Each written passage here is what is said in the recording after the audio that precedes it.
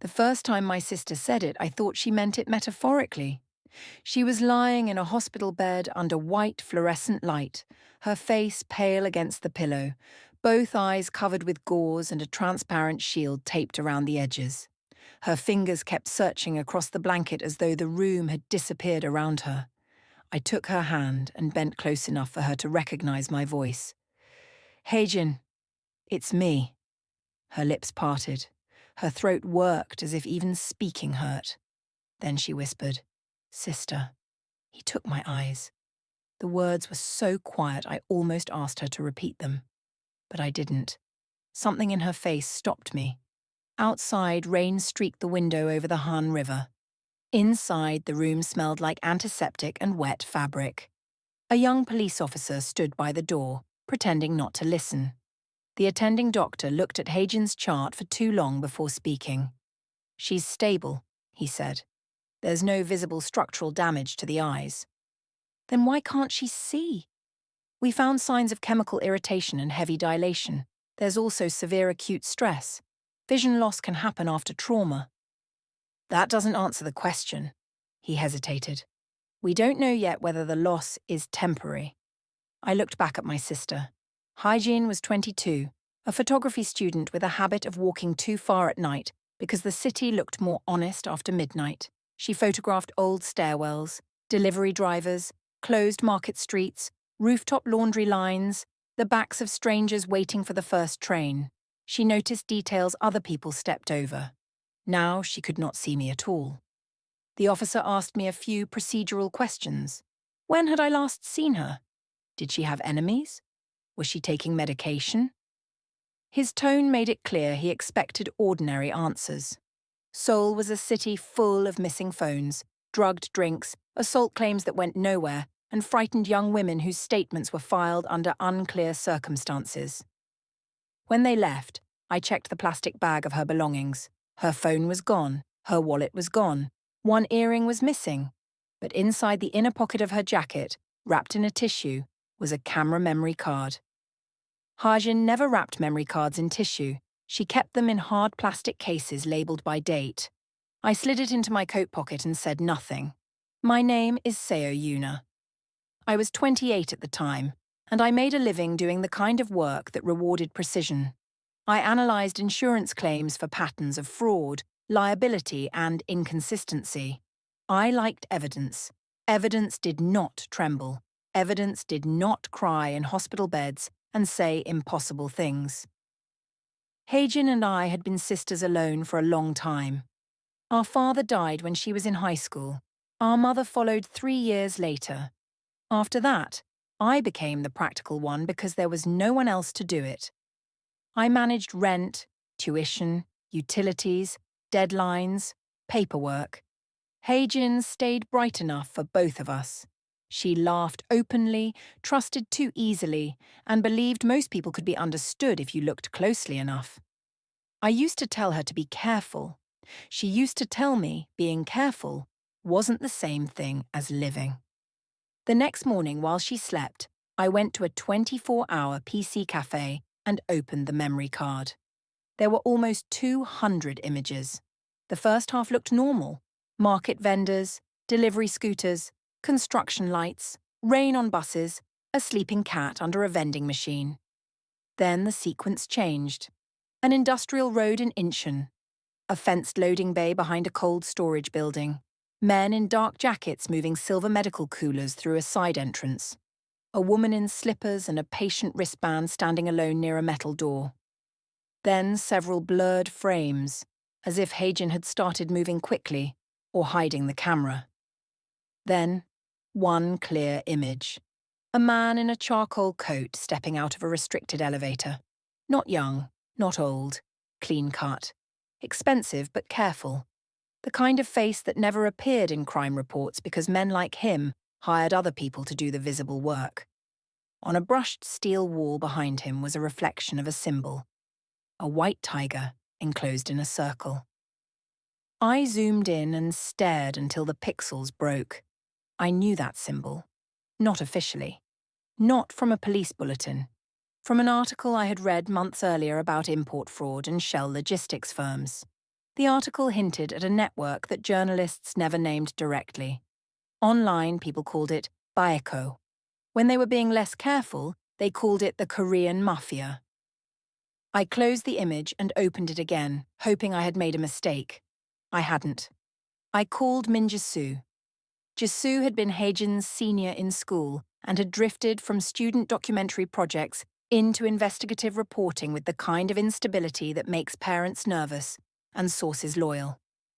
She met me that afternoon in a noodle shop near El Giro, listened without interrupting, then studied the photograph for a long time. "Where did you get this?" "Haejin's memory card." Jisoo nodded once. "That's Kang Min-seok." I had heard the name. Most people in Seoul had.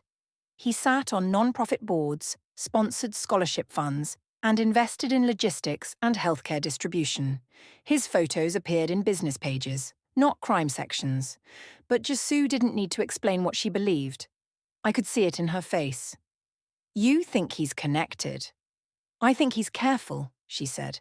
"And careful people don't walk into side corridors in the middle of the night unless they own what's behind them." I told her what Haejin had said in the hospital. Jisoo looked down at the table. "There have been rumours about private clinics tied to port logistics companies. Workers brought in off the books, unregistered treatment, identity swaps, things that sit between medicine and trafficking." "Organ trafficking?" "Maybe. Maybe not in the way people imagine." She lowered her voice. "Sometimes the ugliest businesses survive by staying administrative. Files, consent forms, transport codes, missing records. That felt worse somehow." "Will the police investigate?" Jisoo gave me a look that answered before she spoke. "Not from one frightened statement and a blurry photo. Not if the names involved are what I think they are." "Then what do I do?" "You don't do anything alone." That was how Detective Han Sung-woo entered the story.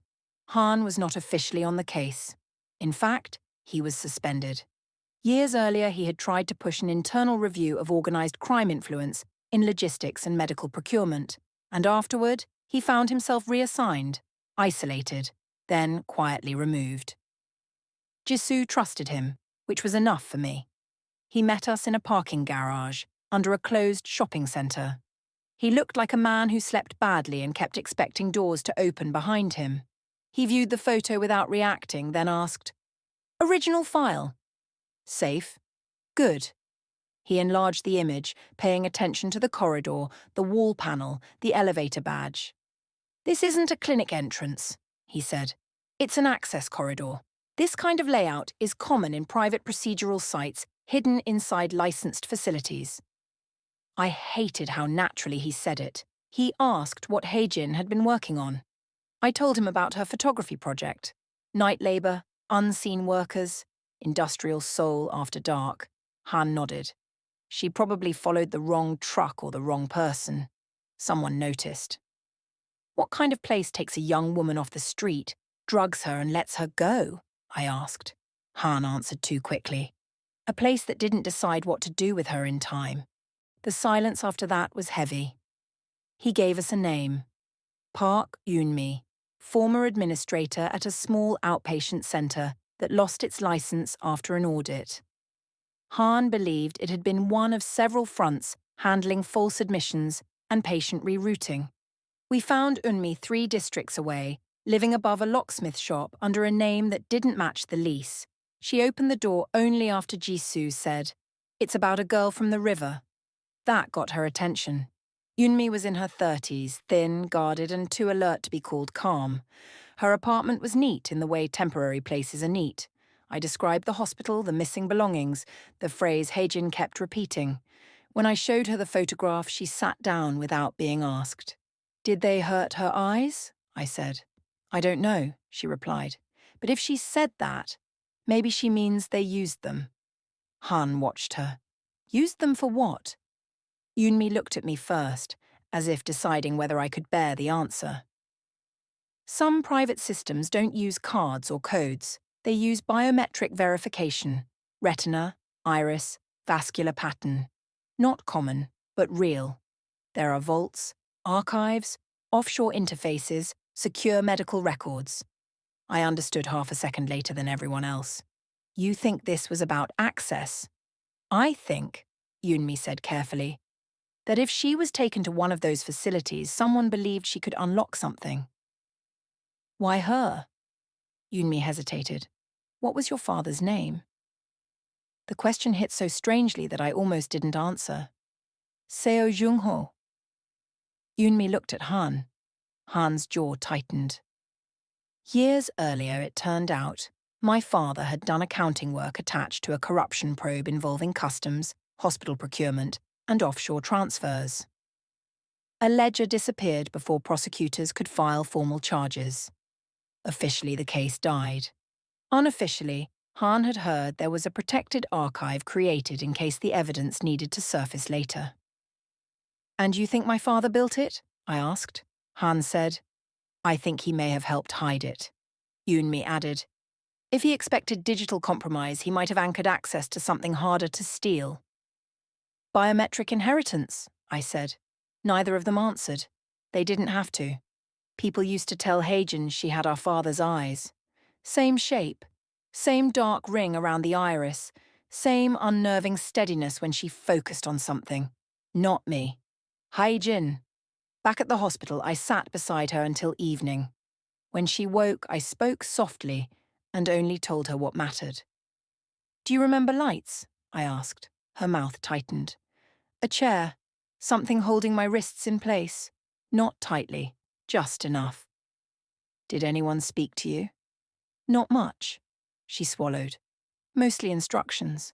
Look forward. Don't blink. Keep still. No names? Someone came in later. She turned her bandaged face toward me. People moved when he entered, not loudly, just differently. Kang Min-seok. I think so. What did he say? She was quiet for several seconds. Not much, she said at last. He asked if they'd confirmed the pattern. That's all? She nodded. Then someone said it wasn't enough. He asked where the family records were. That felt more believable than any dramatic threat could have. No confession, no theatrics, just the language of ownership and process. What happened next? They put drops in my eyes. The light got worse. I started crying. Someone got angry because I kept moving. Then there was a hallway. I remember a hallway and cold air. Her voice thinned. Then nothing. The doctors were right about one thing. The blindness was probably not permanent. The eye surface had been chemically stressed and aggressively dilated. Combined with panic, it had overwhelmed her vision. But none of that made the crimes smaller. We went back to the photographs. This time we stopped looking at faces and started looking for intent. Haejin knew how I thought. If she had realized she was in danger, she would have hidden a pattern inside ordinary things. In 3 separate images, public clocks were visible. 9, 12, 11, 04, 2, 19. There were also subway signs, mural fragments, and loading dock numbers. Jisoo printed the images. Han spread them across my apartment floor. We mapped route lines, timestamps, and transit corridors until a shape appeared. The photographs formed a path. The last point on that path was a disused private bank branch in Yongno. Han recognized the address immediately. Old storage facility. Safety deposit vaults in the basement. Closed after a merger. If my father hid anything, I said, it would be somewhere like that. Haejin insisted on coming. Her vision had improved just enough for her to make out outlines in bright light. It was reckless to bring her, but leaving her behind felt worse. We entered the basement after closing, using credentials Han had acquired through a former court clerk who still trusted him. The corridor lights were dim, and half the security panel was offline. At the inner terminal, a prompt appeared. Primary identification. Haejin leaned into the scanner. The machine processed, paused, then displayed a partial match and requested secondary verification. I knew the phrase before I admitted I knew it. Our father used to ask us the same question whenever we panicked as children. When you're afraid, tell me what is still true. I spoke it into the microphone. The lock opened. Inside the vault were sealed drives, printed ledgers, and archival boxes. Not money, not jewelry. Evidence. Shipment logs disguised as biomedical waste transfers. Operating agreements between shell companies. Insurance billing records tied to procedures that never existed on paper. Lists of public officials receiving consulting fees. Patient photographs with coded identifiers and cross-border transfer notes. And among the files, a recorded video from my father. We didn't watch it there. We copied everything we could first. What became clear within minutes was that Beko's power was not just violence, or money, or men with criminal records. It was coordination. Hospitals that looked clean on the surface. Logistics routes nobody checked twice. Procurement offices willing to change a line item. Local officials willing to ignore a discrepancy. Clients wealthy enough to need private medical arrangements and vulnerable enough to be controlled by the fact that they needed them. It was not a gang standing outside society. It was a service buried inside it. We were leaving the bank when Hans stopped walking. 2 black sedans were parked across the street. 3 men stood near one of them. No weapons visible. No shouting. No obvious attempt to rush us. Kang Min-seok stepped out from the rear passenger side. He looked exactly like he had in the photograph. Pressed coat, unreadable expression, no wasted movement. Nobody spoke first. Kang's eyes moved from Han to Jisoo to me, then rested for a fraction longer on Haejin. She should still be recovering, he said. It wasn't concern. It was irritation. I moved slightly in front of her. Han said, "You shouldn't be here." Kang ignored him and looked at the drive in my hand. "If you access the vault, you've made this unnecessarily difficult." That was all. No dramatic speech, no denial either. Jisoo said, "You mean difficult for you?" He glanced at her, expression unchanged. "I mean difficult for everyone." A man standing behind him placed a hand inside his coat, not drawing anything, just making the possibility visible. My pulse jumped. Kang noticed. No one wants a scene. The street was quiet. Office workers had already gone home. A delivery scooter passed at the intersection and kept going. Han said, "If anything happens here, it won't stay quiet." Kang gave him a level look. "You know better than that." That line frightened me more than a threat would have. Then Haejin spoke from behind me, her voice steadier than mine. "You tried to open something with my eyes." Kang did not answer her directly. He looked at one of the men beside him and said, "Take the copy." That was enough confirmation. No boasting, no explanation, just process. The man started forward. I said the first useful lie that came into my head. "It's already out." No one moved for 1 second. Then Kang looked at me more carefully. Jisoo had in fact uploaded compressed fragments of the archive to several contacts while we were in the vault. Nothing complete, but enough to prove existence if we were stopped. Whether that was enough to save us, I didn't know. Han took his phone out slowly. "If I don't check in, 3 separate people make calls." Again, maybe true, maybe not. Kang studied the 4 of us in silence.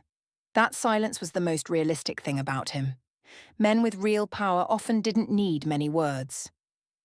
Then headlights spilled across the street. A news van turned the corner, then another car behind it. Jisoo hadn't told one newsroom. She had told several. Rival outlets. A civic watchdog lawyer. A foreign correspondent she used for insurance when local editors got nervous. 2 camera operators got out before the vehicles fully stopped. Kang's men stepped back at once, not panicked, just disciplined.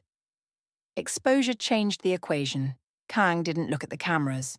He kept his eyes on me, then on the drive, as if calculating whether any move was still worth making.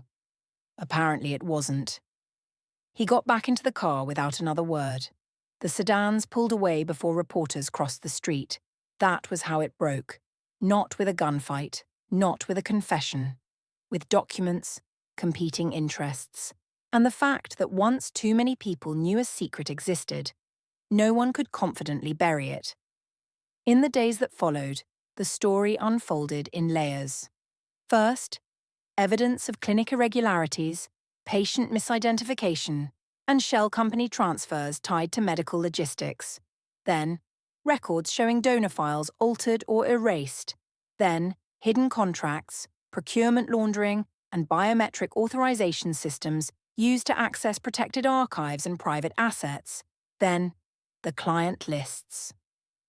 The most shocking part was not that organized criminals had built a covert network.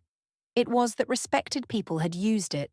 Executives, brokers, political donors, officials, and private intermediaries who never would have met in public were linked through the same set of hidden medical services and information traps. We finally watched my father's video in Han's apartment with the curtains closed. He looked older than I remembered, tired around the eyes but composed. "If you are seeing this," he said, "then they have already tried to retrieve what they believe belongs to them."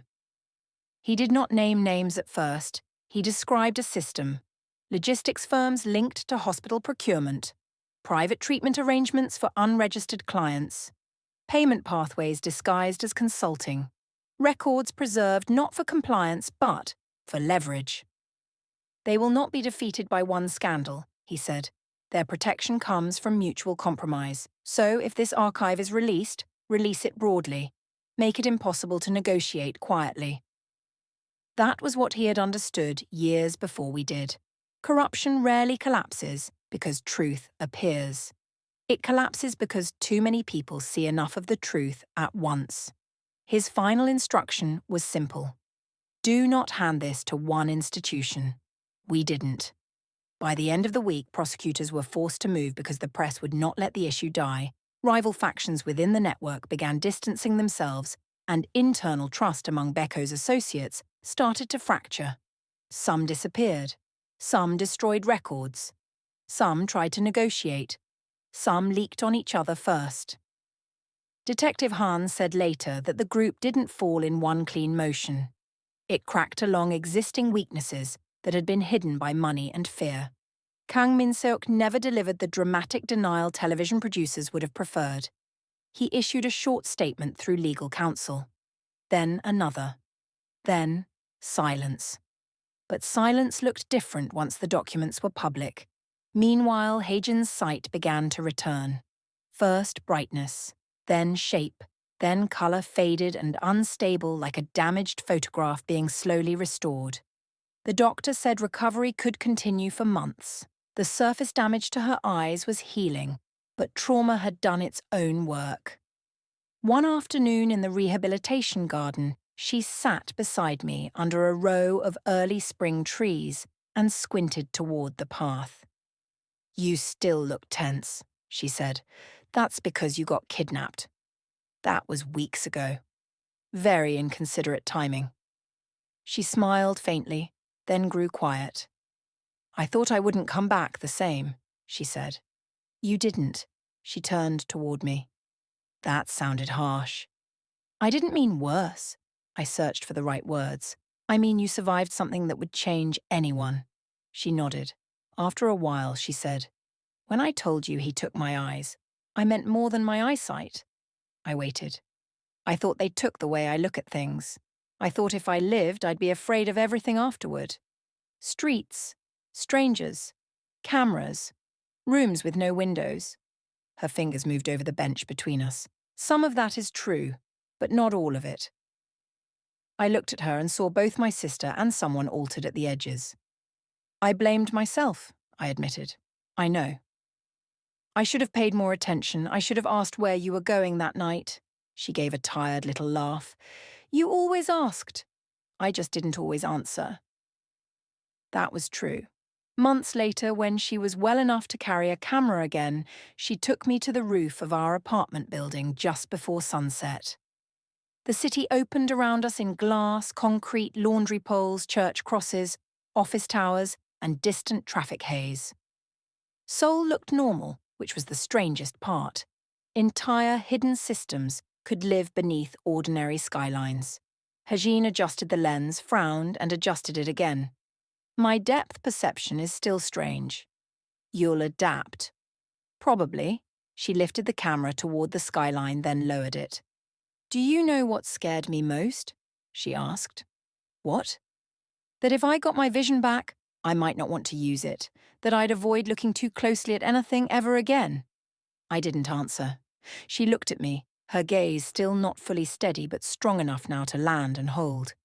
But that would mean they won, she said. The wind pushed hair across her face.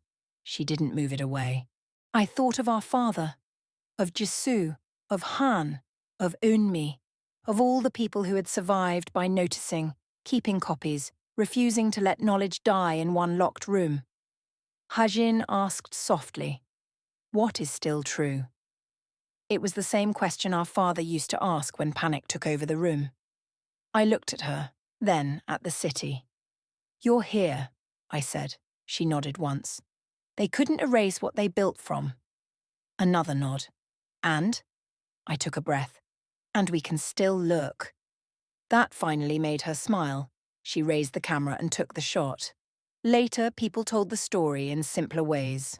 A brave young woman exposed the Korean Mafia. A sister avenged her sister. A hidden empire fell. Real life was less neat.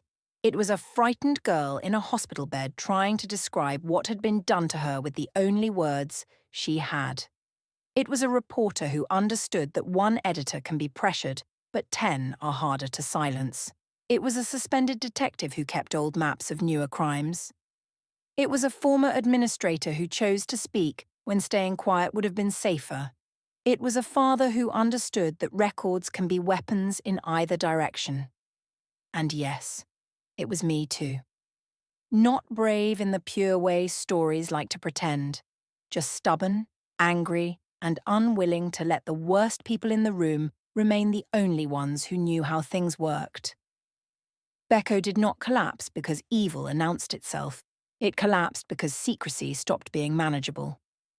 That was the truth my sister helped drag into the light. And the part I remember most is not the hospital or the vault or the black sedans outside the bank.